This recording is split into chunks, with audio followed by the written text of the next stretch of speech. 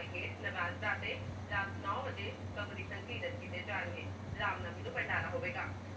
अलामत जय गणेश जय गणेश जय गणेश देवा जय गणेश जय गणेश जय गणेश देवा। माता जाकी पार्वती पिता महादेवा माता जाकी पार्वती पिता महादेव। जय माता की। श्री राम दरबार की ओर से आप सभी शहरवासियों को जय माता की।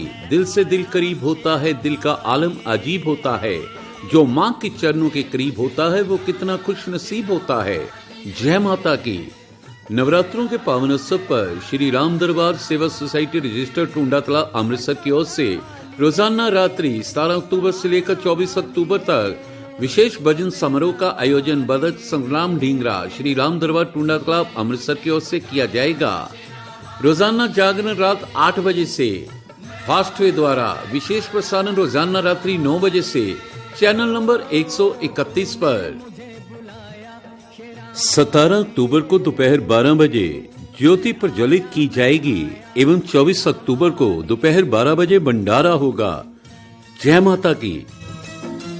सभी से निवेदन किया जाता है, कृपया मास्क डालकर जागरण में अपनी हाजिरी लगवाएं। सेहत भली तो सब कुछ भला। जय माता की। सभी सादर आमंत्रित हैं। जय माता की। जय माता दी। सारा जग है एक बंजारा।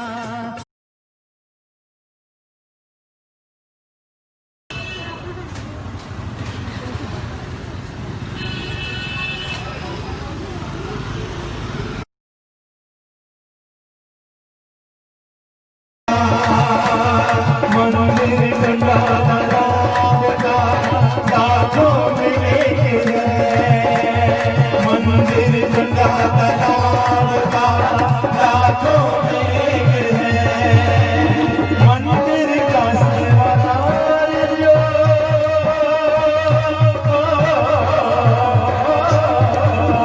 मंदिर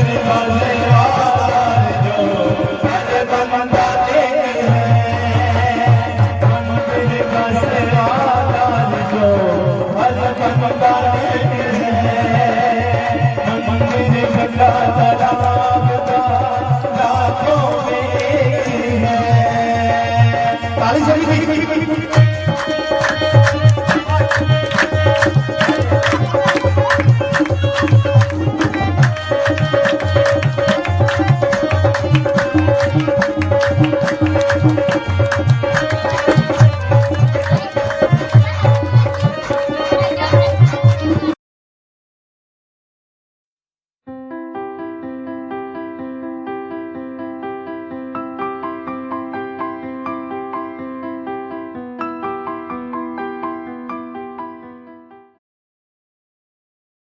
लेकिन इसमें जो माँ दुर्गा की मैं खास बात बता रहा हूँ, इसमें जो कीलिक मंत्र है वो अभी नहीं बताऊंगा, अलग वीडियो बना के मैं आपको डाल दूंगा।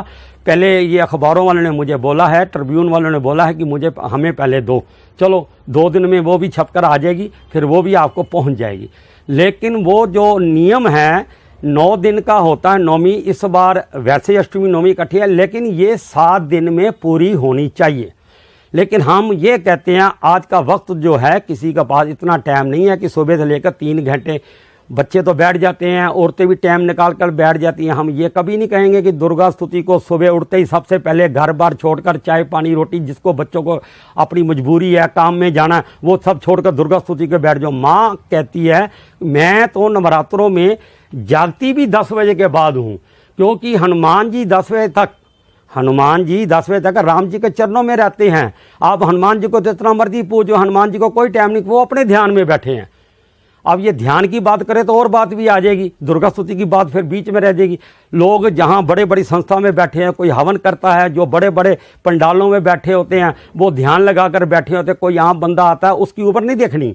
चाहे वो 5 साल का बच्चा या 15 साल का, अगर वो वेद व्यास जगह में बैठा है, आम बंदा आकर उसके गोडों में जो हाथ लगाता है उनको वो आशीर्वाद देने की कोई ज़रूरत नहीं। सही पूछो, चाहे वो छोटा बंदा है चाहे बड़ा बंदा है, जो अपने पंडित पुरोहित जो अपने वेग में बैठकर अखंड ज्योति में या ऐसी को स्थान पर बैठा है, उसको डिस्टर्ब नहीं करना चाहिए, दूर से ही हाथ जोड़कर नमस्कार करना चाहिए।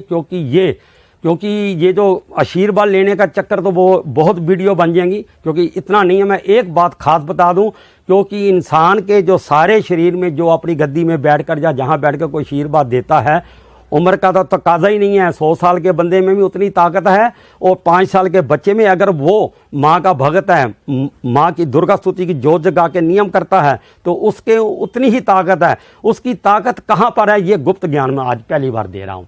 उसकी मेन जो ताकत है वो अंगूठे में है। शायद आपको पता होगा, जो बड़े बड़े विद्वान हैं वो अपने कपड़े ऐसे कपड़ा डालकर रखते हैं कि कोई हमारे अंगूठे को हाथ ना लगाए, क्योंकि अंगूठे में स्पर्श करते ही, आजकल तो ऐसा है, ये तो आपको पता ही है, फैंसी जमाना है।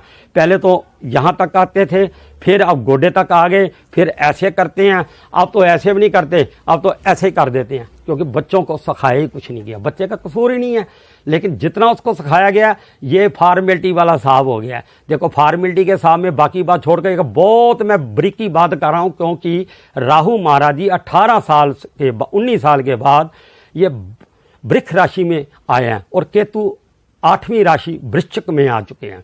ये भी बहुत लंबी बात हो जाएगी, लेकिन एक खास बात बता रहा हूं।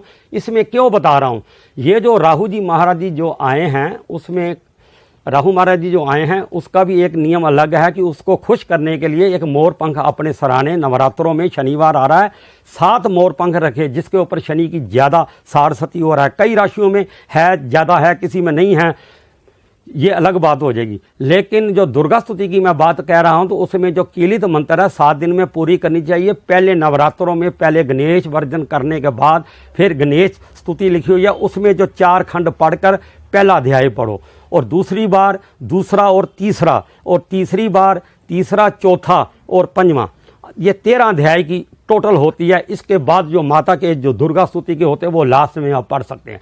ये मैं उनके, फिर जो 5वां नराता है उसमें 5वां और 6वां, ये 6वां और 7वां, और ये ऐसे आगे जाके फिर 2, लास्ट में जाके फिर 2, ये 7 दिन में ऐसे पूरी करनी है।